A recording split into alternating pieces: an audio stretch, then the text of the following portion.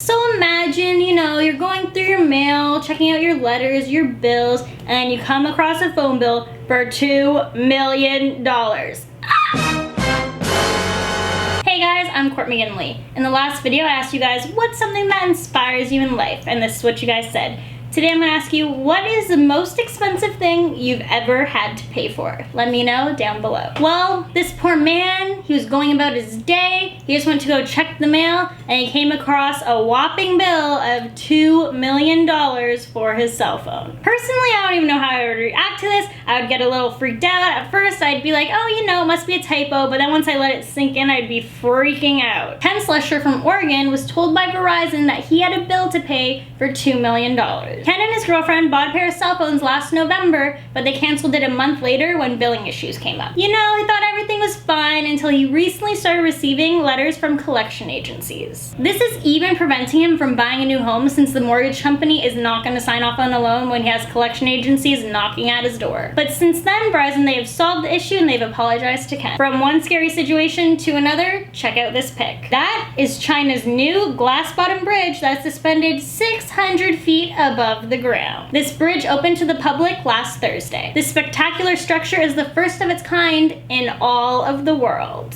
Tourists have to walk 984 feet to cross this bridge, and state that while they're crossing it, it's a little wobbly, so that adds to the fear factor. This bridge has previously been a wooden overpass that linked two peaks of Stone Buddha Mountain. 11 engineers have been working months to convert this bridge into a tourist attraction. I know personally for me, I would attempt to cross this bridge, but I'd probably, be one of the people on the side clutching for dear life as I'm crossing. From people on a bridge who aren't budging to people in cars who aren't budging, here's our next story. So it looks like we have a Mercedes off. In this corner, we have an elderly man in a silver convertible. And in this corner, we have a blonde woman in a black convertible. This elderly man refused to give way to this woman when they drove through a narrow tunnel. This woman would not budge because she did have the right of way. Motorists soon approached the woman's car and started yelling at her, telling her to back up her car so that everyone can move on with their day. Soon, there was an extreme car pileup that even went around as far as the last bend. This elderly man was terrified due to the almost crash, and he was unable to move his car. After about 40 minutes of this nonsense, pedestrians ended up helping this man to back up his vehicle so that the woman could move forward and everyone can go along with their day. Some people need to pick their battles and not be so stubborn in life. Because at the end of the day, what does it get you? A bunch of angry people yelling at you and your time wasted. Moving on from one poor decision to another, this next story is probably going to make you think twice about buying your next phone case. On September 22nd, flights had to be grounded and terminals evacuated after a security threat. Turns out it was all of our phone case shaped as a gun. A 20-year-old was pulled aside by police officers